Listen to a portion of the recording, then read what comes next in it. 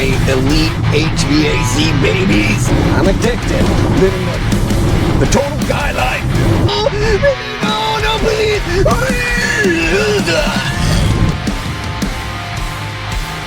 All right, it's a cold day.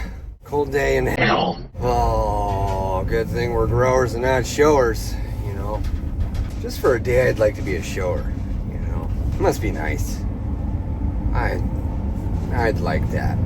Anyway, enough with your bull crap. We had a service call. I didn't know it was going to be a service call until I got there. I didn't record some sort of intro nonsense. Why? Do you really hate me that bad? This video is going to be void of that. It's going to be a short video. Maybe we'll see Polar Papa. I doubt it. We'll have to get a Polar Pop. Maybe that's my problem today, other than it's cold for Florida. It was in the 40s this morning, but anyway. So I had a service call. VFD was having an issue going above the minimum hertz, which now after figuring out what it was, it wasn't going above the minimum hertz. What the hell just happened? That's why we were out there. The guy thought, like, oh, it'd ramp up and then it dropped down to its minimum running hertz, which was 20 hertz. And yeah, anyway, we figured it out. So I'm gonna show you that video now. So this video isn't too long. I'm gonna show you what I recorded. Would you piss off? Okay, so what we have is a cooling tower fan. When there's an issue, it drops down to the minimum running hertz of 20, and it doesn't ramp back up unless the water gets too warm, which our set point is 75 degrees Fahrenheit for our water. It's problematic if we get over that, of course. I'm gonna show you guys the fan. New iPhone, 4K, 60 FPS. Here's Johnny. Here's Johnny. I said don't disturb you, I'm cleaning my room. Actually 120 FPS, but I like my battery, so I'm not gonna drain it all. Minimum hertz set point is at 20. We need to make sure real quick. Just so you know, it's a Honeywell Smart VFD, and we're gonna go to quick setup. So minimum frequency, maximum frequency, 50 hertz for some reason, and not 60. 20 hertz for minimum, and our motor is set to 60 hertz, and that's our max for our motor. So I gotta do some digging around here. It's cold out today, so our water temperature is like 40 something degrees. So I'm gonna have to artificially ramp this up and do all that stuff, but I'm gonna show you what we have that controls our VFD. We're not setting the hertz at the VFD.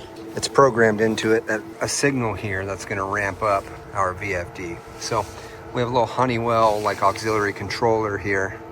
Let's go to sensors. Cooling set point is 70. Right now we are at, I think it said 58.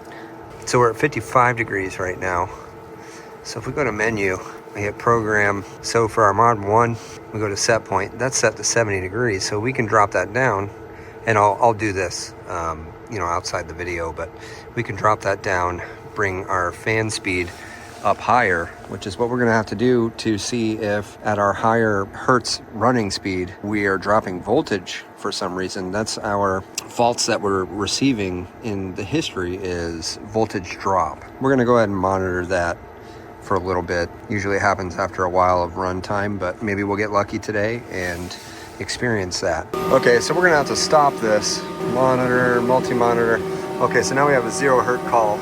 So what was happening is our controller I was showing you in that box, that was that Honeywell like auxiliary thermostat. It was running off a wrong sensor for its heating mode for the fan to turn off, but that wouldn't cause what we're having right now. That has a relay that just makes a connection and then sends a signal, voltage DC signal to this drive at which speed to run if it's past a certain temperature. So the set point 70 in cooling mode, if it reaches above 70, we'll say like, you know, 10 degrees above 70 degrees, it will then send a signal to run at just a hypothetical 100% to bring it down depending on the throttle temperature.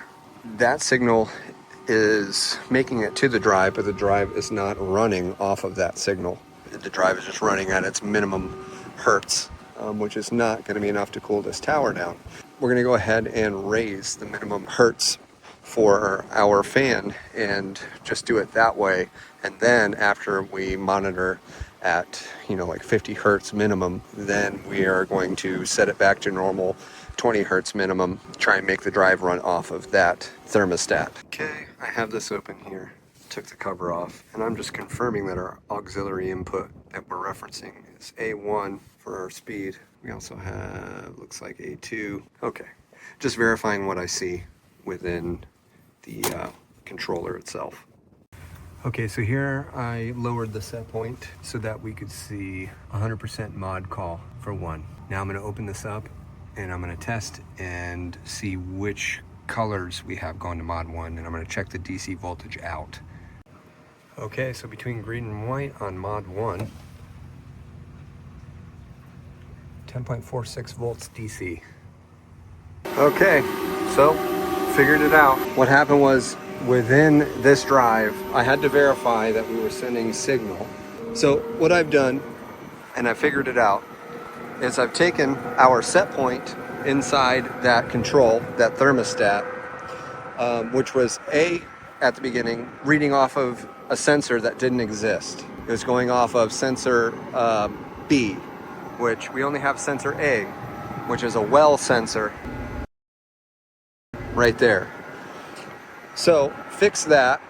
Now it's going off the proper sensor, and I verified within that controller and within our VFD here that the green and white wires were our signal, tested that we were sending signal, found that the drive was receiving that call, mod percentage 100, but we were running as though it was in hand at 20 hertz at the minimum. So went through the settings and changed it to go from local to remote. So it's going off of that sensor, a remote sensor, remote control, instead of local settings within the drive itself.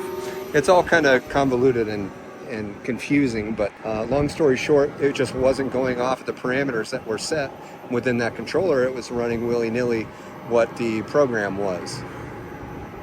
And we figured it out. That's our call.